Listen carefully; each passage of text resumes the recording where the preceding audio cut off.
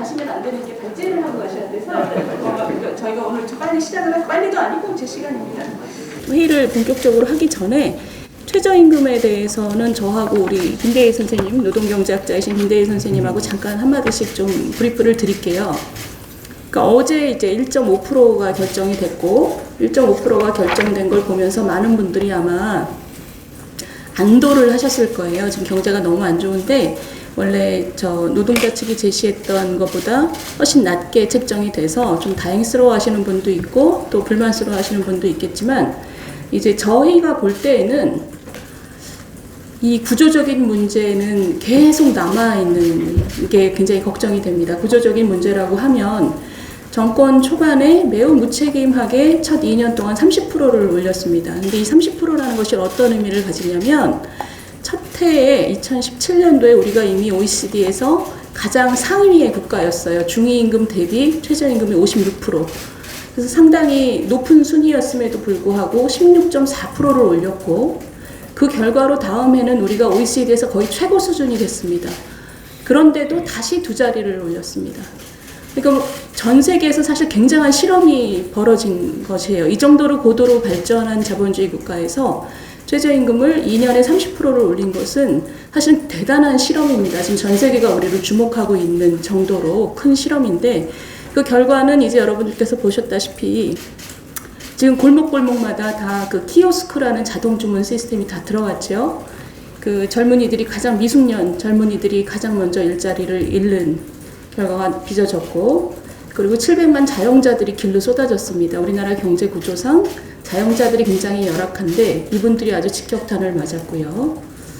그리고 세 번째는 이 최저임금이 너무 올라가지고 사실은 이 전반적인 경제에서 일자리를 창출하는 이 메커니즘 자체가 굉장히 약화됐습니다. 근데 지금 이런 문제를 사실 우리가 다 짊어지고 가야 되는데 제가 주목하는 부분은 왜 이런 일이 벌어졌느냐입니다. 지금 노사가 같이 참여하고 있는데 노사는 사실은 만나면 싸우는 일밖에 안 하기 때문에 별로 합리적인 얘기는 안 하는데 문제는 정부입니다. 정부가 정권 초반에 친노동계 인사로 공익위원을 꾸려서 대폭 인상을 하라는 신호를 줬고 그리고 그 다음에 더 이상 그것이 가능하지 않을 거라는 사회적인 분위기가 형성됐을 때 이분들이 다 전원 사퇴를 한 이후에 이번에는 온건한 인사를 물색을 해서 그 자리를 채웠습니다. 그러니까 지금 사실 거기 계신 분들은 상당히 온건한 분들이 이 자리를 갖고 계신 것이고 또 온건하게 지금 일을 하고 계세요. 이 얘기는 무슨 얘기냐면 어떤 룰에 기반하지 않은 상태로 이 구조가 계속 간다면 앞으로도 정권이 바뀔 때마다 이렇게 폭탄처럼 한국 경제의 그 체질을 약화시키는 폭탄과 같은 최저임금 책정이 하시라도 있을 수 있고 그리고 사회 분위기가 나빠지면 험악해지면 이것을 살짝 온건하게 바꾸고 이런 식으로 경제에 어떤 기반한 결정이 아니고 순전히 정치적인 결정이 이루어지게 되는 구조는 이렇게 발전한 자본주의 구조하고는 더 이상 맞지 않습니다. 그러면 어떻게 해야 되느냐? 룰에 기반한 그 최저임금 책정 구조를 만들어야 하는데 룰이라고 하면 예를 들면 어제 1.5% 그 결정하신 그 마지막에 설명을 보셨겠지만 거의 0%의 경제 성장과 그러니까 0.1%의 경제 성장, 물가 상승률 0.4%, 그리고 생계비 개선 1.0%. 근데 생계비 개선 1.0%는 근거가 아니고 선언이에요, 선언. 그게 어떻게 생계비를 어떤 방식으로 개선하고 또 무엇을 생계비를 어느 정도로 개선할 것인지가 목표가 무엇인지에 대한 말은 한마디도 없습니다. 이때까지 항상 그래왔습니다. 여러분께서 마지막에 최저임금이 결정된 다음에 해명 자료를 보시면 공익위원들이 항상 그런 식이에요. 협약 촉진분 몇 프로, 소득분배 개선분 몇 프로. 이것은 아무런 근거가 안 되는 숫자들을 마지막에 때려 맞추는, 그러니까 사고적으로 때려 맞추는 것입니다.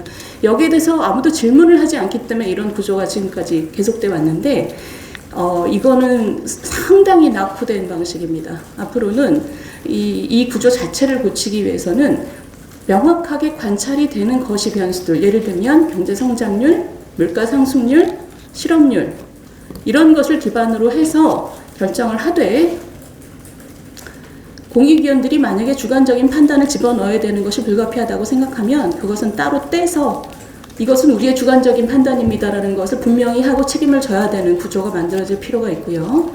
두 번째는 정부 역시 마찬가지입니다. 정부 역시 가까운 나라 일본의 경우처럼 정부는 지금 이 상황을 어떻게 보고 있으며 최저임금위원회에게 공식적으로 요청하는 겁니다. 우리는 이러이러한 경제 상황 때문에 대충 어느 정도 범위 안에서 결정하는 것이 맞다고 생각한다라고 공식적으로 요청을 할 일이지 지금처럼 공익위원을 뽑는 과정이라든가 의사결정에 비공식적인 채널을 가지고 압박을 가한다든가 이런 방식으로 최저임금에 영향을 미치는 방식은 더 이상은 용인돼서는 안 된다고 생각합니다. 투명하게 근거에 기반한 결정이 이루어지는 것이 지금 21세기 우리 경제 구조에 맞다고 생각을 하고 앞으로도 이런 폭탄과 같은 최저임금 그 다음에 눈치 보는 정치만 남은 최저임금 이런 것을 없애기 위해서는 지금 이제 구조에 대한 얘기가 좀 차분하게 시작이 될 때가 됐다고 생각을 합니다. 저는 이 정도로 하고요. 우리 김대희 선생님 의견 잠깐 듣겠습니다. 인데요. 사실은 최저임금은 원래 취지가 근로자, 특히 이제 저소득층 근로자들의 임금소득을 좀 보존하자는 차원에서 만들어진 거기 때문에 최저임금을 올리는 것 자체는 그건 당연하다고도 볼 수가 있는데요.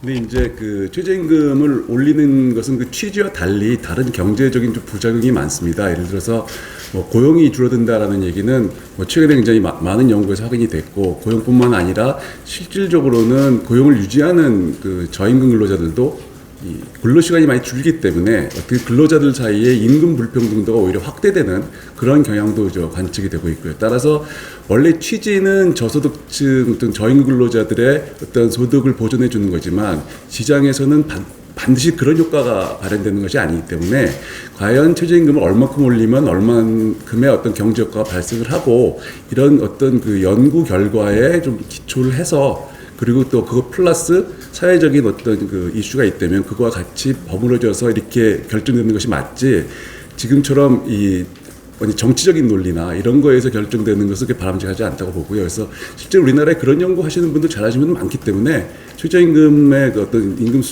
인상 수준 같은 거는 사전적으로 많은 이 분석을 통해서 얼마든지 적정한 수준에서 결정이 될 수 있다고 봅니다. 네, 그런 식으로 결정이 되는 것이 또 맞다고 생각이 되고요. 그렇습니다. 네, 감사합니다.